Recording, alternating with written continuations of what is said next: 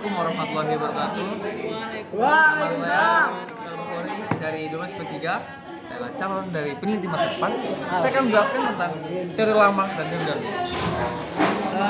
Pada teori Lamarck dijelaskan bahwa makhluk hidup itu akan berevolusi dengan cara adaptasi dari jangka waktu yang panjang dikarenakan sebuah kebiasaan untuk menggapai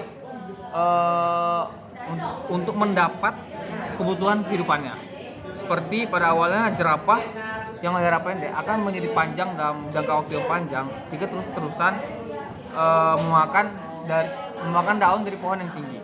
Kalau teori Darwin mengatakan bahwa pada dahulu kala semua spesies itu beragam-ragam, seperti adanya jerapah leher panjang dan leher pendek, di mana spesies yang kurang diuntungkan dalam struktur tubuh akan kalah dan punah dalam persaingan dalam mendapatkan makanan dengan spesies yang lebih dominan atau spesies yang memiliki fitur tubuh yang lebih bagus atau lebih diuntungkan.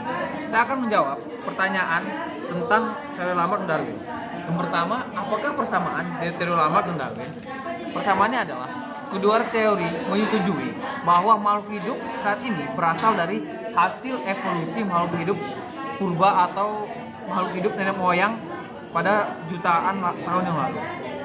Yang pertanyaan kedua, apakah perbedaan antara teori Lamarck dengan teori teori Darwin mengenai evolusi leher jerapah? Seperti yang saya jelaskan tadi, kedua teori ini berbeda sangat jauh dari asal-usul evolusi tersebut. Lamarck mengatakan teori evolusinya adalah di mana seluruh spesies akan mengalami adaptasi. Kalau Darwin mengatakan bahwa sebuah spesies itu sebenarnya ada berbagai macam, dan yang bertahan hingga sekarang adalah hasil seleksi dari alam. Setelah itu, mengapa teori evolusi Lamarck secara ilmiah kurang bisa diterima? Teori Lamarck kurang bisa diterima karena proses adaptasi itu memakan waktu yang sangat lama.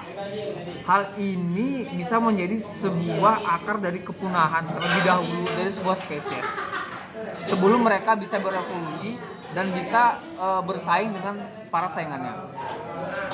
Dan juga teori ini kurang memiliki bukti dan dukungan secara penemuan untuk mendukung teori ini. Pertanyaan berikutnya, jelaskan adanya seleksi dan adaptasi makhluk hidup terhadap evolusi. Jadi pada seleksi terjadi, seperti yang saya jelaskan tadi, pada seleksi itu terjadi sebuah persaingan antara dua spesies yang berbeda, di mana salah satunya kan ada dua spesies nih yang saling bersaing, yang satu lebih diunggulkan, yang satu tidak diunggulkan. Persaingan ini menyebabkan salah satu spesies akan mengalami kepunahan, yang satu lagi akan berkembang dan mengembangbiakan populasinya hingga sangat banyak. Sedangkan pada teori adaptasi tidak ada spesies yang punah, namun satu spesies itu akan mengalami adaptasi dikarenakan kebiasaannya dalam bertahan hidup. Mungkin, tapi pada ujungnya kedua teori ini juga akan pada satu titik yang sama, yaitu hasil dari evolusi seperti yang bisa kita temukan pada satwa-satwa pada zaman ini. Mungkin sekian penjelasan dari saya. Terima kasih. Wassalamualaikum warahmatullahi wabarakatuh. Waalaikumsalam warahmatullahi wabarakatuh.